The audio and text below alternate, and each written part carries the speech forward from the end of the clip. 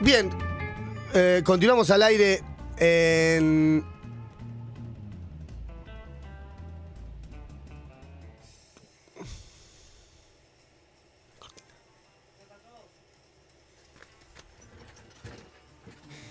...20 minutos pasan de las 11 de la mañana... ...seguimos en Random Cleta... ...compañero Cardelli ahora con una entrevista telefónica. Sí, como adelantamos en nuestras redes sociales... ...vamos a charlar con un colega... ...también periodista... ...es palestino él... ...Rafael Araya Masri... Lo vamos a saludar, es ex asesor de la Embajada Palestina en Argentina... ...entre otras funciones... Rafael, lo vamos a tutear. Buen día, ¿cómo le va? Pero, ¿está bien la presentación? ¿Nos escucha bien? Por favor, Fabricio, es un gusto, es un placer. Facundo, la doble F del programa, Facundo y Fabricio, es un placer saludarlos. Estamos escuchando a Rafael al aire. ¿Aló? Seguramente ¿Aló? él sí nos está escuchando, nos está hablando. Vamos a probar hasta que podamos escucharlo bien. A ver ahí. ¿Ahora me escuchan? Ahí perfecto. Estupendo. La doble F del programa, Facundo y Fabricio. Bueno, muy amable, Rafael. ¿Está bien la presentación? Además, usted integra la Confederación Palestina para América y el Caribe, ¿correcto? Soy presidente de la Confederación Palestina Latinoamericana y del Caribe, miembro del Consejo Nacional Palestino y miembro del Consejo Central de la Organización para la Liberación de Palestina. Bien, bueno, le agradecemos este tiempo, sé que usted está muy atareado, pero me parecía interesante escuchar desde su lado la experiencia que usted tiene a raíz de este tema tan... que pasa a ser un tema de conflicto geopolítico, que es el tema del agua, ¿no? Y las alarmas que se nos encendieron a nosotros y a mucha gente consciente también, que cada vez presta más atención a este tipo de noticias, que tiene que ver con el convenio que Argentina firmó con la empresa estatal de manejo de agua israelí para una asistencia técnica, estoy haciendo gesto de comilla con las manos, para la administración de recurso hídrico, ¿no? Claro.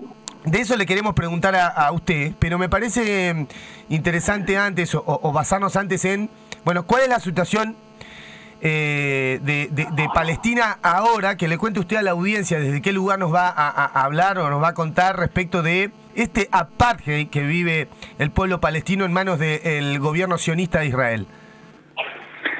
Mira, Fabricio, los números son categóricos. 55 jóvenes asesinados en lo que va del año 2023 en los territorios palestinos ocupados, en las ciudades de Jenin, de Nablus, en Jerusalén Oriental, en distintas localidades palestinas, hablan, digamos, de la brutalidad del régimen de ocupación, que por más benévolo que sea, siempre va a ser una ocupación, y esto habla a las claras de cuál es la intencionalidad del Estado de Israel con esto. El Estado de Israel lo que quiere es vaciar el territorio de población originaria palestina, que se vayan de Palestina.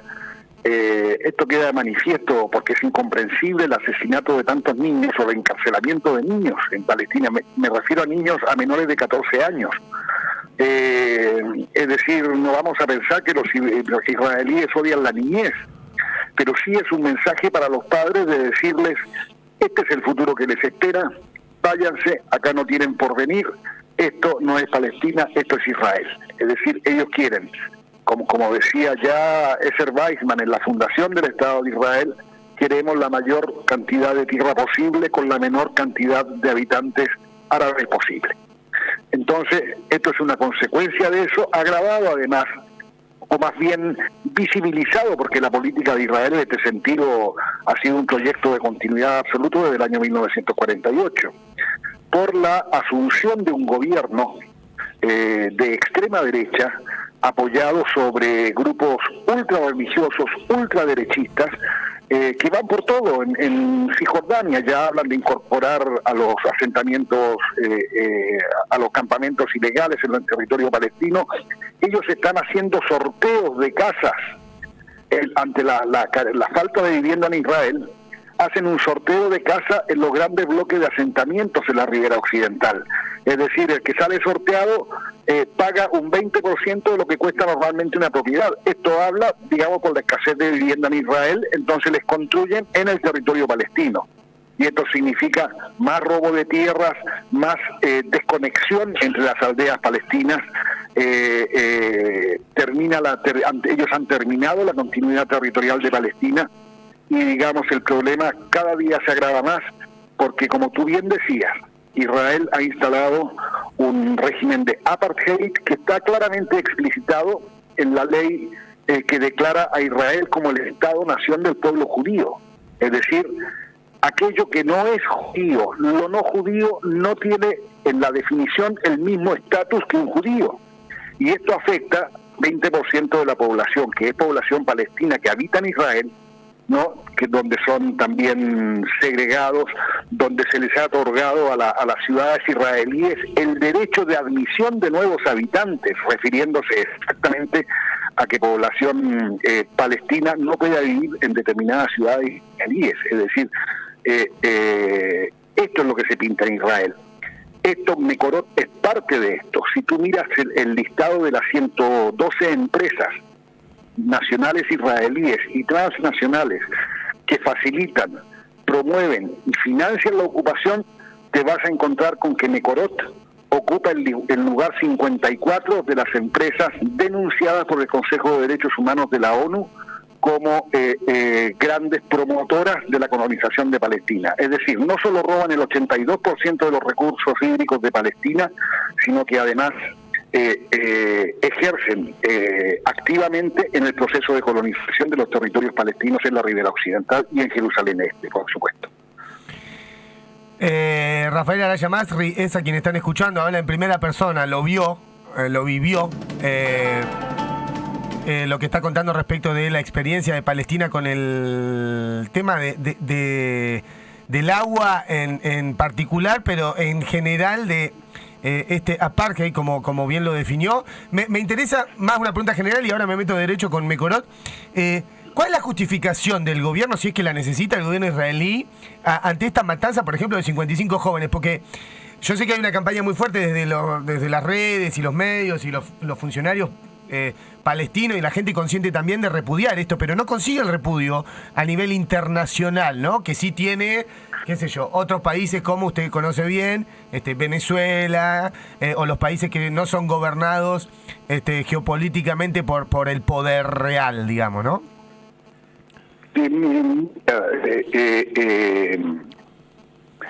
A ver, la única justificación, la única frase que Israel esgrime para justificar estas atrocidades es seguridad nacional.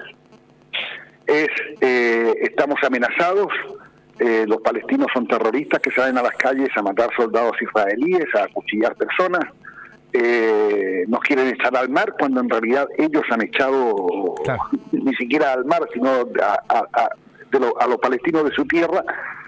No nos olvidemos que cuando se crea el Estado de Israel, 760.000 palestinos son expulsados del territorio e impedidos de regresar. Entonces, esa frase remanida, donde la crítica al Estado de Israel inmediatamente se cataloga como antisemitismo, es parte de una cadena de escudos que el Estado de Israel ha levantado para someter la crítica, para acallarla, para decir que cualquiera que critica al Estado de Israel es un antisemita, cuando yo soy más semita que la mayor parte de los judíos. Entonces, es una cosa absurda que la Argentina y otros países de América Latina y en el mundo hayan adoptado la definición del IHRA sobre antisemitismo, porque eso es la puerta abierta para la judicialización de la crítica al Estado de Israel. Es una lástima, es decir, ya hay incluso procesos abiertos por la crítica al Estado de Israel, porque ellos quieren meter el concepto de antisionismo, asimilarlo a antisemitismo. Entonces con eso logran confundir la definición de los conceptos y a partir de ahí poder judicializar la crítica efectiva al Estado de Israel. Es decir, dicho Rafael, sí. Dicho en otras palabras, perdón que lo interrumpa porque es algo que comentamos con Facu al aire también. Cualquier crítica a estos actos, estos crímenes de guerra, digamos de alguna manera, se defienden con es una discriminación semita, digamos. Claro, por supuesto. Pero lo que hay que entender, don Fabricio, es que el concepto de semitismo es una definición lingüística que no tiene nada que ver con raza menos que menos, con religión, con sexo, ni con... Nicón, se nos cortó, Rafael, no sé si usted nos escucha. Estamos escuchando a Rafael Araya Masri, presidente de la Confederación Palestina para América y el Caribe, un dirigente con larga experiencia en... Ahí lo podemos cortar y rellamar. Como ex asesor de la Embajada Palestina en Argentina años atrás, es periodista, insiste con la divulgación de esta matanza, este cerco que el gobierno de Israel lleva adelante contra Palestina Facu, y es el gobierno de Israel con el que el gobierno nacional y 7 provincias argentinas han firmado un acuerdo para el manejo del agua. 7 provincias argentinas que por ahora, de hecho no incluye dentro de esas 7 provincias argentinas a la provincia del Chubut, pero sí hacías referencia que en el año ya 2008 hubo un acuerdo, un convenio inclusive firmado con la misma empresa israelí por parte del gobierno de la provincia, que por entonces transitaba el segundo periodo de gestión al frente del Ejecutivo de Mario Das Neves. Y esto tiene que ver con, por un lado, la definición que se conoció en las últimas horas, directamente a partir de las voces del gobierno nacional y específicamente de quien fungió como coordinador de estas negociaciones, como puente desde el Ejecutivo Nacional por parte, estamos hablando del ministro del Interior, Guado de Pedro, ¿sí? Y a su vez, la referencia también está relacionada con una visita que hubo por parte de algunos de los representantes de esas 7 provincias que han firmado este convenio el año pasado justamente a la empresa que está ubicada en Israel y que tiene esta injerencia en la Argentina ya de manera oficial, a partir de estos convenios firmados y obviamente a partir de la puesta en marcha. ¿Cómo eso tiene que ver con nuestra región y con la Patagonia? Ahí recuperamos la llamada, Fabri. Sí, Rafael nos estaba contando, bueno, estaba redondeando un poco este concepto de cómo era que Israel conseguía que el resto del mundo no lo repudie como merece esto que está sucediendo ahí en territorio palestino. Bueno, esto aduciendo siempre las razones de seguridad nacional, sí. Que es otra manera que tienen de robar el territorio, sí. Porque ellos, por ejemplo, sus maniobras militares no las hacen en territorio israelí, confiscan tierras palestinas, la declaran zona militar cerrada y no puede entrar nadie. Claro. Evacúan a la gente y se quedan con la tierra. Entonces son muchas formas que tiene el Estado de Israel para ir desposeyendo a la población originaria palestina e irle quitando sus tierras para instalar estos asentamientos, todos ilegales según la ley internacional, que hoy ya suman más de 600.000 colonos ilegales, ¿no? En el territorio palestino, en el territorio destinado a ser un futuro Estado palestino. Es decir, ellos están matando la posibilidad de una solución de 2 estados. Entonces, ¿qué posibilidad queda? Hagamos un solo Estado, pero un Estado laico, pluralista, democrático, donde una persona vale un voto. Y ellos jamás van a aceptar, porque ellos se han transformado en un Estado confesional. Son en la práctica una teocracia. Entonces, la base ya está definida de esos términos. Entonces ellos va a ser muy difícil que acepten una solución que no sea apropiarse de toda la tierra o del 90% de toda la tierra para que los palestinos queden simplemente como una mano de obra barata, como ciudadanos de segunda clase y sin los derechos que cualquier ciudadano tiene en cualquier país del mundo, Fabricio. Estamos escuchando a Rafael Araya Masri, es el presidente de la Confederación Palestina para América Latina y el Caribe, es periodista, es ex asesor de la Embajada Palestina en Argentina. Vamos llegando al punto, ¿no? En este trabajo de pinza, ¿no?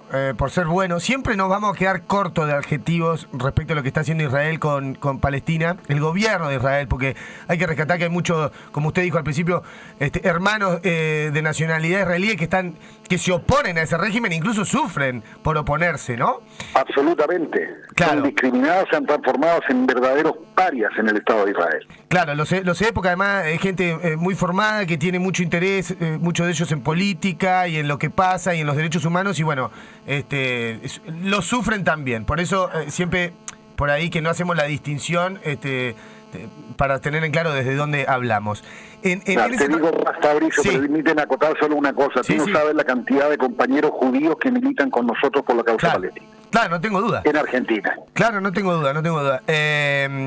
Ahora, puntualmente, el tema del agua ha sido, como vos bien mencionaste, según dice la ONU, según un informe exhaustivo de Amnistía Internacional, que no tiene desperdicio en cuanto al audiovisual y en cuanto al contenido, un rol fundamental en este sometimiento de israelí al pueblo palestino, ¿no? ¿Cuál fue puntualmente el rol de Mekorot, esta empresa que ahora firmó contrato con 7 provincias argentinas, incluida Río Negro, una de las de la Patagonia? Bueno, Mekorot es la empresa estatal de aguas israelíes. Ellos se encargan, digamos, del manejo de los recursos hídricos, pero ellos han establecido un régimen de otorgamiento de aguas donde cada ciudadano israelí, sobre todo en los asentamientos, tiene derecho a 446 litros de agua por día por persona y un palestino a 45 litros de agua por día por persona. Entonces existe un robo, una distribución absolutamente arbitraria en el manejo de los recursos hídricos. Han desviado el río Jordán, han desviado incluso los acuíferos subterráneos, y cuando, por ejemplo, te pongo una cosa de la vida cotidiana, cuando un palestino decide poner un tambor en el techo de su casa para recolectar aguas lluvias, vienen los soldados y se los ametrallan, se los destruyen. Entonces, la colocación de esclusas en los arroyos que sirven al riego de los agricultores, donde les impiden regar sus plantas, la autorización para que los cultivadores de olivos, que dura 15 días, para que puedan cosechar sus aceitunas, cuando es un producto que como cualquiera madura paulatinamente y puede demorar la cosecha hasta 2 meses. Entonces, después de que los palestinos han cosechado esos 15 días, dejan entrar a los colonos israelíes para que roben el resto de la aceituna que no fue cosechada. Y con eso ellos fabrican aceite de oliva made in Israel e incluso lo exportan. Es decir, ese es el tipo de políticas draconianas que aplica el Estado de Israel, donde Mekorot ha jugado un rol nefasto. Por eso el Consejo de Derechos Humanos de la ONU la ha desnudado y la ha publicado en su listado de 112 empresas que, como te decía, financian, promueven y apoyan la creación de asentamientos. Es decir, es una empresa vetada por la ONU y es una empresa denunciada por, como tú bien dices, hay 2 informes de Amnistía Internacional, uno que corresponde al año 2009, que son como, no sé, 80 páginas, y hay otro del 2017, que es tan brutal, aunque más breve, porque Amnistía Internacional, recordemos, junto a Human Rights Watch y junto a B'Tselem, la principal organización de derechos humanos de Israel, han denunciado al régimen israelí por la utilización de un régimen de apartheid contra la población palestina. Entonces Mekorot ha jugado un rol esencial y a mí me sorprende, por decirlo suavemente, Fabricio, que un país que ha hecho de los derechos humanos una bandera permanente desde el regreso a la democracia en Argentina, que tenga alianzas con un país que viola tanto y tan sistemáticamente los derechos humanos. Es decir, ¿qué tenemos? ¿Un doble rasero? ¿Existe un apartheid tolerable y un apartheid intolerable? Es decir, vemos a un ministro de Estado indignado porque Lula no lo invitó a su reunión con los organismos de derechos humanos, pero se pasa un mes en Israel firmando convenios con empresas israelíes. Hay acuerdos de seguridad con Israel. Hay empresarios argentinos que todos los servicios de vigilancia, de cámaras en la ciudad de Buenos Aires, todos lo traen de Israel. Entonces la señora Bullrich compró 2 lanchas por $50 millones que podían haber sido fabricadas en la Argentina a un costo total de $19 millones.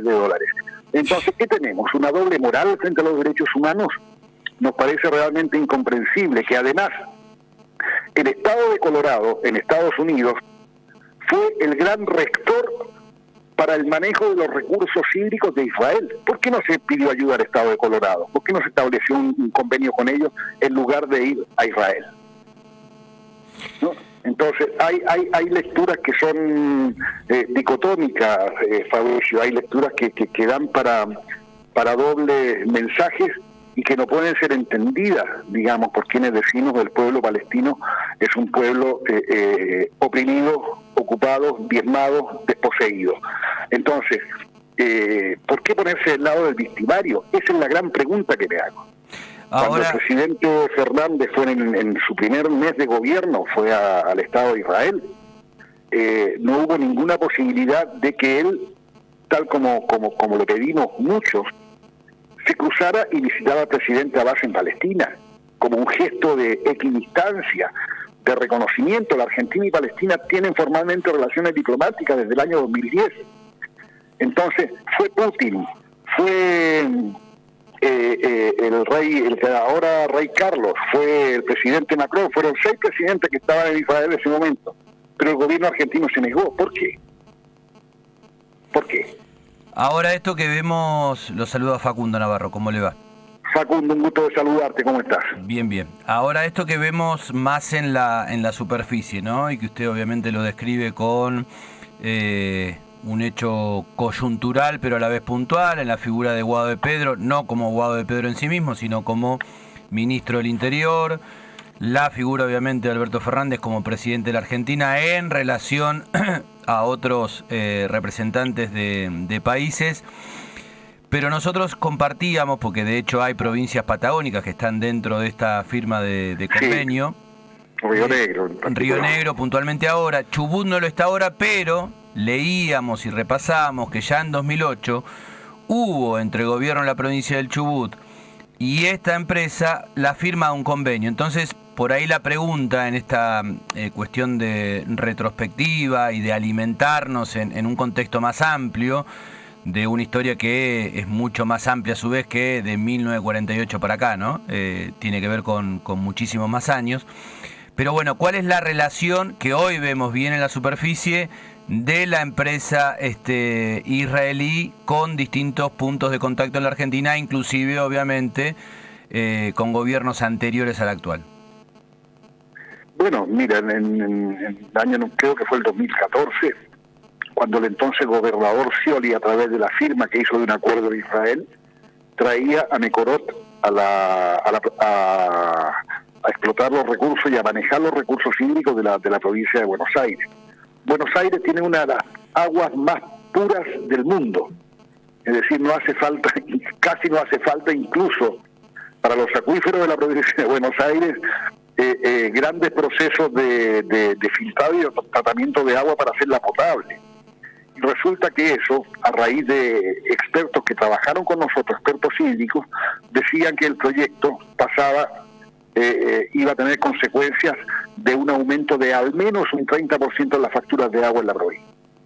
Entonces, intentamos reunirnos con el gobernador, manifestamos fuertemente frente a la gobernación, hasta que un día el embajador tuvo la capacidad de reflexionar, de decir, esto hay que estudiarlo más a fondo, y no solo suspendió, sino que canceló el proyecto de la instalación de Mekorot en la provincia de Buenos Aires. Esto, te digo más, fue encabezado por un diputado provincial radical de la provincia de Buenos Aires. a la que se plegaron varios parlamentarios. Hubo un comité de expertos que presentó un exhaustivo informe. Trabajó muy duro la institución que teníamos en ese momento, que era la Federación de Entidades Argentino-Palestina, que preside nuestra compañera Tilda Rabi, y que, digamos, a través de argumentos muy sólidos, dijimos que esto era, primero que nada, un aval para que Israel y la empresa Mekorot siguieran dando el trato que le daban a la población palestina, y que era convalidar un modelo de ocupación, un modelo de represión y un modelo de persecución hacia un pueblo que tenía el mismo derecho a la existencia que el Estado de Israel. Entonces el gobernador lo entendió, y en base a eso canceló el proyecto de la instalación de Mekorot, digamos, reflotado infelizmente en el gobierno del presidente Alberto Fernández, y ya con la concreción de contratos firmados. Pero nosotros, digamos, nuestra labor denunciar es poner sobre el tapete esta información y señalar las contradicciones que existen, digamos, en la coherencia a la política de derechos humanos del gobierno. Es decir, yo no imagino a un gobierno argentino negociando y haciendo grandes negocios o trayendo empresas de la Sudáfrica de Piotr Bota, el ex primer ministro sudafricano. No lo imagino. Entonces, ¿por qué sí con Israel? Hay un apartheid distinto. La ley internacional lo califica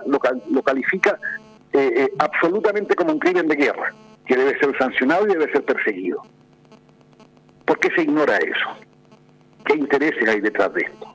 Eso es lo que sería bueno descular, ¿no? Sí. ¿Capucha? Sí, ¿qué tal? Te escucho perfectamente. Rafael, ¿me escuchás? Juan Pablo Nievas. Sí. Te saluda. Juan Pablo, un gusto, ¿cómo estás? Muy bien. Escuchando atentamente la rica entrevista que se está desarrollando en torno a esta crisis hídrica a nivel global. Vos bien recién pintabas este panorama, este escenario en el territorio de Israel, de Palestina, la enorme desigualdad que hay respecto a la distribución de ese bien común como es el agua en esos dos lugares. Quería ir más a una pregunta quizás técnica específica, no sé si está en tus alcances, pero y sobre todo haciendo referencia al rol importante de esta empresa estatal, Mekorot, allá en la zona, con las plantas desalinizadoras, ¿sí?, que hay distribuidas en diferentes puntos de la región. ¿Qué conocimiento tenés vos respecto a estas plantas desalinizadoras de agua, fundamentalmente a los impactos y a los daños en el ecosistema y al medio ambiente? ¿Cómo están esas tecnologías que por lo menos Mekorot a nivel mundial diciendo que son de avanzada, de primer línea, de punta, y hasta incluso vienen con ese discurso acá a la Argentina para poder desarrollar potenciales proyectos de desalinización de agua salada? ¿Cómo es allá? ¿Hay daños demostrados de parte de esta empresa en la región respecto a estas plantas? Mira, el agua que se trata desde el mar tiene un residuo que es la sal. ¿A dónde va a parar esa sal?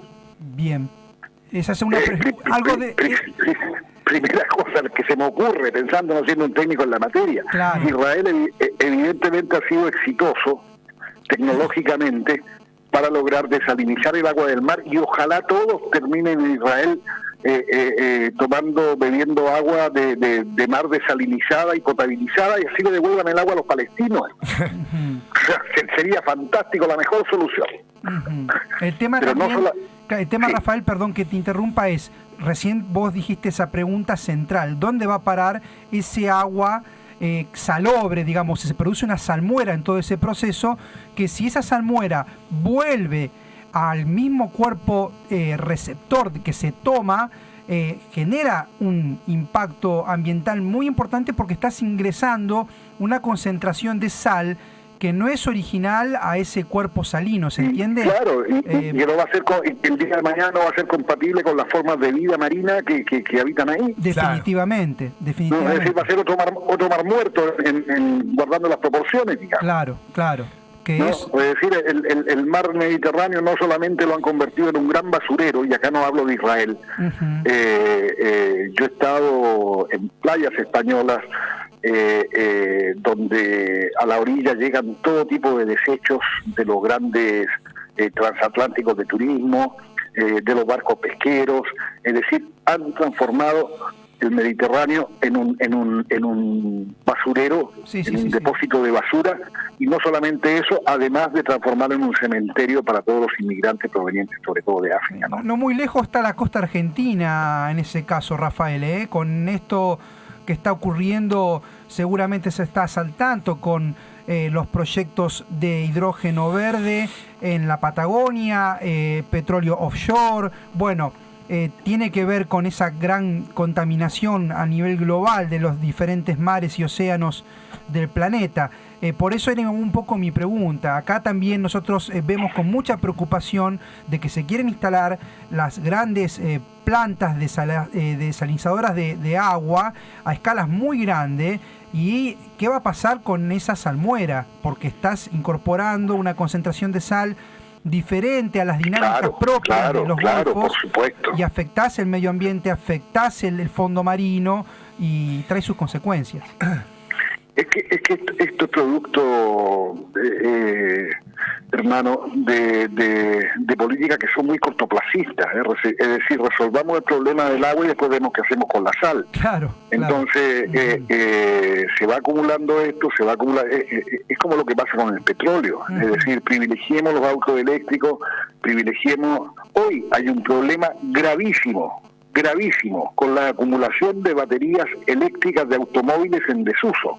Mirá. No saben qué hacer con ellas en Europa. Claro. Sí, entonces, es decir, todo lo que es una solución en un principio plantea una dificultad al mediano o largo plazo.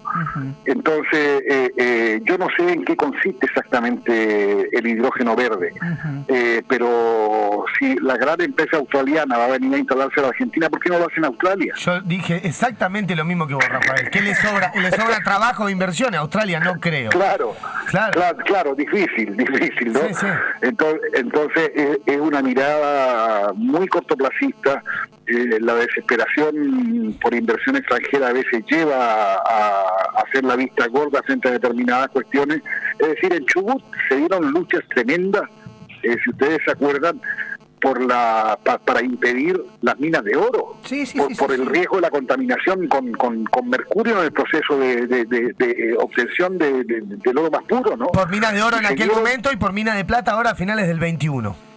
Claro, entonces se han dado luchas épicas por esto. ¿Por qué entonces ahora, a nivel gubernamental, se va a promover cuestiones que van a generar igual o peor daño ambiental que aquellas que lograron eliminarse gracias a la movilización popular? Rafael, le quiero preguntar puntualmente sobre, tal vez es un análisis más que un dato de la realidad del que usted puede dar cuenta, pero si le parece muy arriesgada la comparación de lo que hizo Israel con el pueblo palestino a lo que podría llegar a pasar si se le recorta la utilización del agua o si privatiza el recurso del agua a través de Mecorot en Argentina, puntualmente con los pueblos originarios. Acá en la Patagonia, que usted seguramente debe conocer bien, hay muchos capitales instalados en las nacientes del curso de agua. Bueno, que después, por ejemplo, nosotros que estamos en la costa, nos llega a través de un acueducto el recurso, ¿no? ¿Se podría aplicar ese mismo tipo de política? ¿Quitarle recursos para aislarlos y someterlos a los pueblos originarios? Digo, ¿puede ser eso lo que esté detrás también de este acuerdo o es muy tirado de los pelos? Mira, yo no me atrevería a aventurar una opinión tan arriesgada. Sí. Es decir, partamos de la base que ahora viene por el agua. Eso está claro. Es decir, la transgresión de la ley que impide en realidad que extranjeros tengan propiedades en zonas de frontera, ha sido transgredida de manera brutal, ya sea con Joe Lewis, ya sea con no sé si Benetton, pero unos cuantos propietarios extranjeros que tienen enormes extensiones de tierra y que jamás les va a faltar el recurso del agua. Entonces ellos tienen la canilla, tienen la manija en la canilla, y ellos van obviamente a administrarla como mejor sirva a sus intereses, y parte de sus intereses es también expulsar o aislar a los pueblos originarios que habitan en esos territorios, ¿no? Es decir, son procesos de limpieza étnica que van por distintas vías. Bueno, Sí. En clarito. Palestina se trata de eliminar palestinos, acá se trata de eliminar pueblos originarios. Bueno, me dijo que no se aventuraba a hacer el análisis, pero me lo terminó haciendo, Rafael. No, pues digo, las similitudes son muy impresionantes, ¿no? Por supuesto. Por eso también nos despierta el interés y queríamos charlarlo con usted. Ahora, ¿y cuál le parece que será el rol? Porque tampoco se sabe, ¿no? Los mensajes desde el gobierno nacional son muy fantasiosos, ¿no? Esto del desarrollo, la soberanía, el manejo hídrico, todo muy lavado, ¿no? Sí. En realidad, ¿cuál va a ser el rol o le parece a usted con este acuerdo del gobierno nacional? ¿Y por qué está en el medio el ente federal de inversión, el fondo... El CFI. El CFI, El que no me CFI, salía. El CFI, que es el de las inversiones federales. Uno tiene que entender que las obras para esta asistencia técnica las va a hacer el Estado argentino para que venga Israel y nos asista técnicamente. Claro, no, sí, es un contrasentido. Aparte, Mecorot tiene una particularidad. Mecorot discrimina entre agua corriente y agua potable. Entonces, que son cursos distintos. El agua corriente sí puede servir para riego, pero el agua potable es para consumo humano. Ajá. ¿No? Sí. Entonces, en sitios como la provincia de Buenos Aires, que no estableció el convenio con Mecorot, por suerte todavía, al menos, Sí. Buenos Aires tiene un agua que casi no necesita ser potabilizada. Es una de las aguas más puras del planeta en su yacimiento subterráneo, ¿no? Sí. En su, ¿cómo Sí, sí. ¿cómo se llaman los de grandes depósitos de agua? Acuíferos. Los acuíferos. El acuífero, Los acuíferos. sí. ¿No? Entonces, Israel, a pesar de eso, iba a instalar una planta para generar agua corriente y otra para generar agua potable. Entonces ya eso significa un acotamiento en la proporción de agua potable que iba a llevar a que en los 3 primeros meses de prestación de servicio la tarifa le subiera a los bonaerenses un 30%. Entonces, el negocio de Israel en esto es monstruoso. Claro. Pero hablemos, digamos, de que esto es solo una parte también de la incidencia israelí en la Argentina.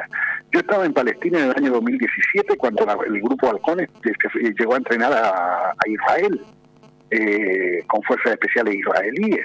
Entonces yo no sé si nos los llevaron a alguna aldea de Cisjordania. No sé si nos los llevaron.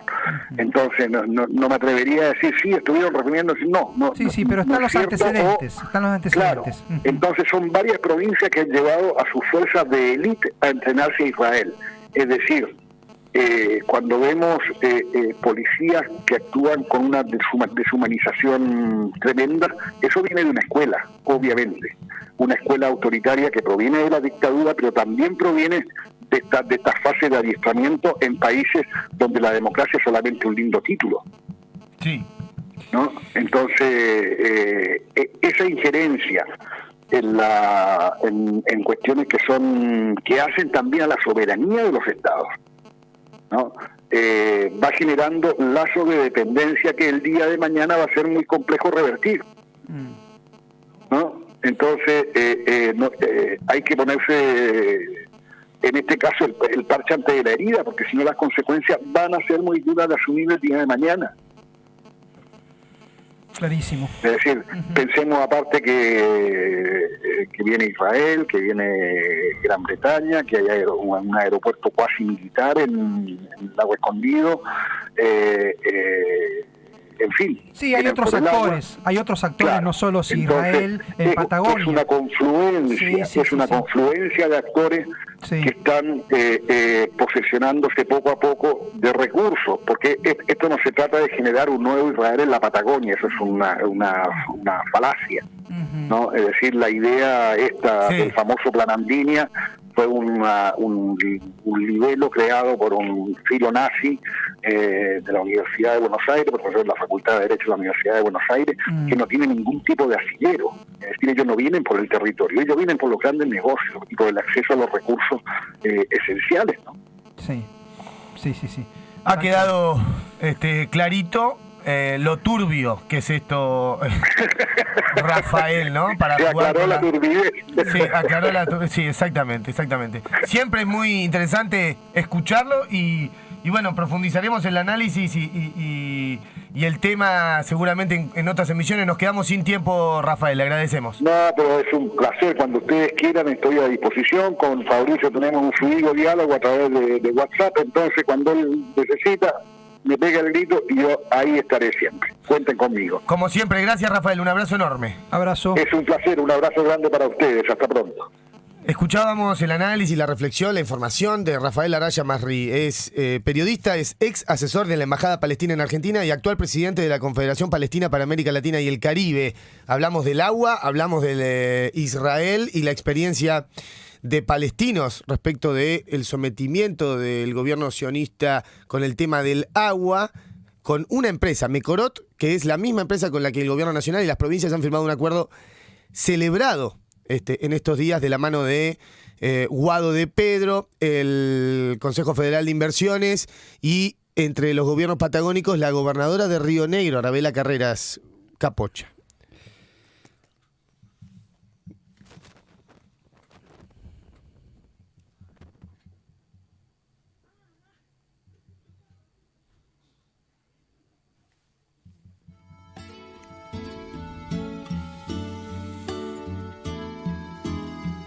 Vení. No hay tiempo para más, cerramos el randoncleta de hoy, nos extendimos un poquito, pedimos disculpas a Esther, a la cocina y a les oyentes también, pero espero que haya servido como experiencia la nota con Rafael, muy nutritiva, que vamos a analizar mañana y a compartir en nuestras redes sociales en las próximas horas también. Capocha, gracias por darse una vueltita. Como gracias siempre, ¿se viene mañana a analizar un poquito lo que dijo? Sí, quedaron muchas cosas en el tintero, siempre me queda ahí reflexionando algunos puntos. Sí. ¿Me lo comparte mañana? Dale. Bueno. En la operación técnica, Sebastián Ginca. En la redacción, de la mano de Eugenia, trabajaron hoy Lucía Astudillo, Enzo Paz. ¿Me queda alguien más? Facundo Navarro, justo ahora no está al aire, pero estuvo en la mañana con nosotros. Fabricio Carelli, quien les habla. Esto fue Randoncleta, profes e instructores en el modo verano de Lana Muncura. Nos reencontramos mañana a las 9. ¿Está interesado en vender o alquilar su propiedad? Nosotros tenemos la solución.